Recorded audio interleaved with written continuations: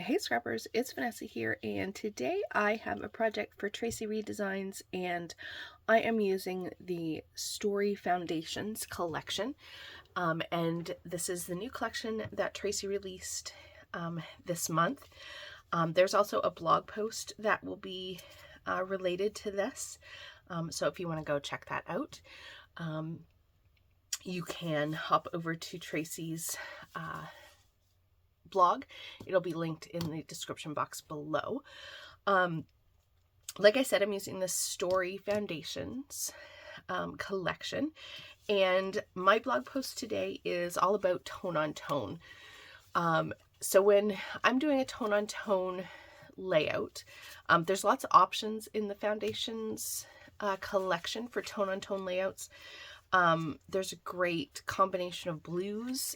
In my case, I'm using the oranges from the Foundations collection, but you could also use the neutrals as well. There's great neutrals that would lend itself to a tone-on-tone type of layout.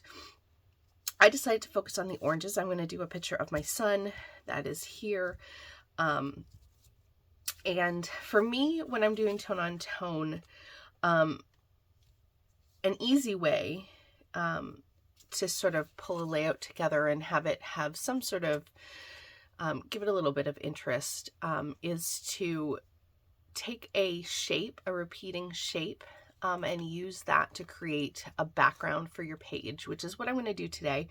I went into my Silhouette and I found a cut file that was all of these sort of petal shapes. They're actually, the cut file is to actually create a quilt kind of pattern. So I'm going to create the circles that it was showing in the cut file itself. It's not going to be a full like on quilt design, but I'm using the overall design that it showed on the cut file. But in doing that, that sort of lends itself to making a cohesive design and something with interest that plays off of the tone-on-tone colors. Especially a quilt too is a great way for a tone-on-tone kind of colored layout.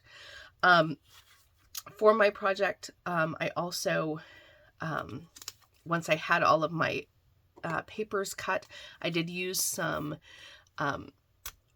ink in Bellini. In this case, I'm using a Catherine Pooler ink, and I did ink the edges of all of my papers. Again, this kind of brings it all together because obviously I have tones of the same orange, so everything was going to coordinate no matter what, but pulling in the ink and kind of putting that on all of the pieces also helps pull all of my coordinating oranges together even more. So like I said, here is this photo of my son. I'm going to mat it in white, and then I did gut the center of this diagonal tone-on-tone orange stripe, and I'm going to use that to mat my photo as well. So I'll have a double mat of my son. And these are the papers that I'm using from the collection. I have the tone-on-tone, I have the two orange solids, I have the darker burnt orange with the lighter orange arrow, I have the light orange with the white polka dot, and then I have the light orange with the white today. So hopefully you guys can see those. And so those are all of the sort of orange toned papers that are in the collection. And then from the neutral side, I did take this graph paper in the white with the black grid. So that's the other thing with when you're doing tone on tone, you definitely, it's nice to pull in neutrals to sort of play up the two colors. I did the same thing with my title. These are one of the alphas from the collection, and then all I did is in Silhouette I did an outline so that it would have my words outlined. So I used the darker orange and then used the black and white letters, so it really makes it pop. I really do like that as well. And then I just pulled really simply a whole bunch of ephemera pieces from the collection. So I have labels and circles and a tag. I have some black and white in there as well, again, to help pull my title in and my background. I wanted to bring that in. So what I'm going to do is we're going to start by laying this out, and then I'm going to go off camera and glue it down. And so that is how we're going to start. I just need to, I had it laid out before, and I have to remember how I actually built all of my circles, because I kind of forget now. That's always the problem, is I have it laid out, and so then the question is, how did I have it? How did I have it? But basically this is going to be the design. So I'm going to butt the ends, oh my goodness, if I could talk today, the ends of each of the petals and make a circle. Now, I'm not going to for this layout, but you could, and I think it would look really nice, is if you stitched around these circles. I ended up just deciding to go with adding some ink, which is probably the lazy way, but that is sort of my idea anyway of what I think I'm gonna do. Maybe I turn around and stitch them. It was definitely a thought that I had. I'm just not 100% sure that I want to commit to that, but we'll see. It's possible that I turn around and end up wanting to do it in the end. So basically I'm going to finish building these, and I know I want to have 2 of them come off the page, is sort of my idea anyway. And I think in this one up here is where I'm going to put my title, and then my idea was my photo is going to go right about here. So I might not even need that one there, because I think it's going to get covered up. See, you're not going to see that one. So that's probably going to be where my photo is going to go. So the question is, do I want to add these anywhere else? Is the question. Even if it's little pieces, do I have them come off the page?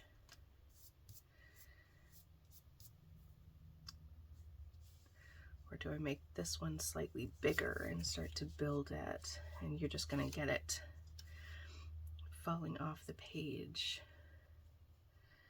Maybe I do that. So the only one you'd be missing would be the one that's going to be right there. Maybe that. Do I do the same thing with this is the question. Even though you're not going to be able to see very much of it. Do I do this? Maybe turn it, because I don't want to have the same patterns. Basically, I don't have as many of these solid ones as I do of the pattern ones. So, but if I make them fall off the page, you miss that other one here and here. I kind of like that. Yeah, I'm kind of happy with that, I think. It's slightly different than how I had it originally arranged, but of course, when I'm thinking about how I want everything to go, it often translates differently because I'll forget where I had it originally. Yeah, and then I can maybe add, so I'm going to add my title here. I'm going to add some things around my photo here. And move this one over just ever so slightly. This is me talking through my page because I did not take the time to do most of this and decide off camera. Usually I will do that, or I'll do a voiceover so you miss all the parts of me fighting through how I actually want to design the page. The question will be whether I even add any decoration to these 2 circles up here. I have not decided.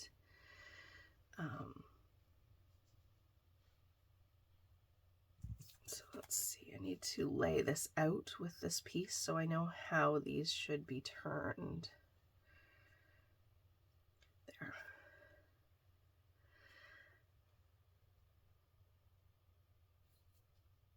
There we go. All right. Okay. I think what I need to do first, I'm going to turn the camera off and glue these down, because if I start adding anything like embellishments to get an idea where they're going to go, everything is going to move. So we're going to do that first. So I'm going to go ahead, glue this down, and come right back. All right, I have everything glued down. Here is, like I said, where my photo is going to go. And I think this could look really pretty with stitching. So if that's something you wanted to add, this, I think this page would look really good with some added stitching. I might even do it in black to really play up the contrast. In this case, I am not going to do that today. I am running short on time, and so we are just going to go with it as is. So for the rest of this page, I am going to pop up my photo, which I'm going to glue all of it down off camera. And I think I'm going to pop up my title, which I'm going to put over here. And then I just have a few little pieces from the collection. So I thought maybe I would put this down here. And I know it's really hard. I don't even know if it shows up on camera. My printer printed all of these circles, especially these two. This actually says noted. I can see it in person, but I don't think it shows up on camera. And then this actually has a camera on it. For some reason, my printer, when it's printing these, it's really not printing it. I have to like change my settings or something to try to get those to darken a little bit, because yeah, they are definitely having a hard time showing up. So I may have to reprint some of those, which is the best thing about a digital collection, because I can reprint it as much as I want. So that is always a bonus. But yeah, that does say noted. I know it's really hard to see, and that you probably wouldn't even see it if I didn't tell you it was there. But needless to say, I'm just going to take some labels here, and I have this life in small details little sentiment. And of course, because nothing's glued down, nothing is going to stay where I place it, because that's just the nature of how this works. And I'm going to place that one there, I think. I have just some, so I'm pulling in that black and white, like my background and my title. Just again, it gives that contrast, and I really like how that looks. Let's see, I have a couple of these tiny words. I love tiny words, and I love the fact that Traci did a whole bunch of tiny words for this collection in all of the 13 different colors, which is amazing.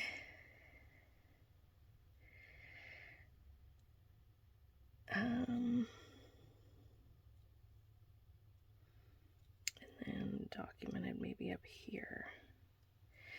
So I think we're going to go with that. I am thinking I'm just going to leave that top one open. I really don't feel like I have to fill every single one of the circles. And this gives me like a little place if I do want to add just a little bit of journaling. I can. Or I could even add journaling up here in this if I really wanted to. A grid paper is awesome because you can add journaling wherever. But I think this is definitely one of the things with this collection for me, is because there's really just labels and tags and things like that. There's no sort of icons or images like florals or hearts and stars and all those. I could certainly punch them and make them, but sticking to just what comes in the collection for this, I don't have those to play with, whereas I would probably make a cluster up here with those kind of elements. And in amongst these two clusters, that is not the case with this. particular collection, at least not yet. And so I want it to sort of stay true to that, to just what's in the current foundations collection. And so this is definitely, I feel like it's a very less embellished or less busy. I don't know what the right word is. So it's definitely taking me out of my comfort zone. I'm not used to not more embellishing. So I do like it though, so we are going to go with it. We're going to call this good. I will have, like I said, there's a blog post, so you'll see that in the description box. Go check that out. And with that, guys, I'm going to catch you on the next one. Have a great day, everybody. Still photos will be coming up next, and I will catch you on the next one. Have a great day. Bye-bye.